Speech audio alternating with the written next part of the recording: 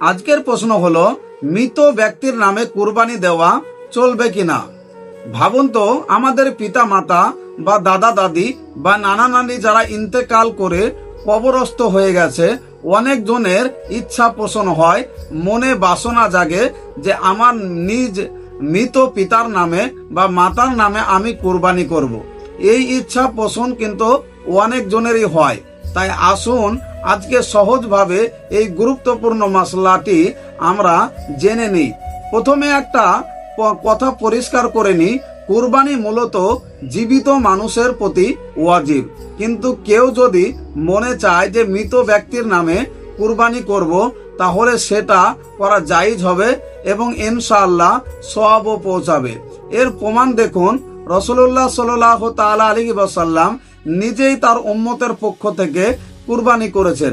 হাদিসে মুবারাকার মধ্যে এসেছে, নবী করিম সাল্লাল্লাহু তাআলা আলাইহি ওয়াসাল্লাম একটা নিজের পক্ষ থেকে এবং আরেকটা তার উম্মতের পক্ষ থেকে কুরবানি করতেন। সুনানে আবু দাউদ হাদিস নম্বর 2810। এখান থেকে বড় বড় ফুকাহাগণ এবং আলেমগণ বলেছেন, যদি জীবিত উম্মতের পক্ষ থেকে কুরবানি করা যায় তাহলে মৃত ব্যক্তির পক্ষ থেকেও কুরবানি করা যাবে। আর একটা গুরুত্বপূর্ণ বিষয় যে সাহাবা কেরাম মের আমলও করেছেন, অনেক আলেমের উল্লেখ রয়েছেন। মৃত ব্যক্তির পক্ষ থেকে কুরবানি করা ইসালে সওয়াবের অন্তর্ভুক্ত, অর্থাৎ সওয়াব পৌঁছায়। ফিকহি রেফারেন্স রুদুল মুহতারের মধ্যে রয়েছে খণ্ড নম্বর 6। মৃত ব্যক্তির পক্ষ থেকে কুরবানি করলে তা সহি হবে এবং তার সওয়াবও পৌঁছাবে ইনশাআল্লাহ। এখন একটা গুরুত্বপূর্ণ প্রশ্ন, মৃত ব্যক্তির নামে কুরবানি কি ওয়াজিব না এটা ওয়াজিব না? আসলে মৃত ব্যক্তির নামে কুরবানি ওয়াজিব না, এটা নফল বা ইসালে সওয়াবের জন্য করা যায়। কিন্তু যদি মৃত ব্যক্তি জীবিত অবস্থায় ওসিয়াত করে যায় আমার পক্ষ থেকে কুরবানি করবে, তাহলে সেটা তার সম্পদ থেকে আদায় করা জরুরি, করতেই হবে। আরেকটি বিষয়, অনেকের ভাবে একটা কুরবানি করে নিজে আবার একই কুরবানিতে মৃত ব্যক্তিকেও শরিক করে দিবে। এটা ঠিক না, এটা করা চলবে না। এটা ছাগলের ক্ষেত্রে চলবে না, আলাদা নিয়াত দরকার। কিন্তু গরু হলে আলাদা আলাদা ভাগ দিয়ে করা যাবে।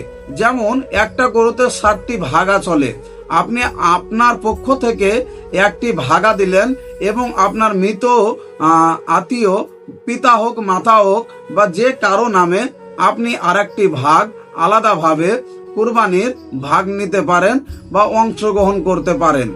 আপনি যদি আপনার বাবা মায়ের জন্য কুরবানি করেন, এটা একটি শুধু আমল না, এটা ভালোবাসার প্রকাশ এবং দুয়ার একটি মাধ্যম।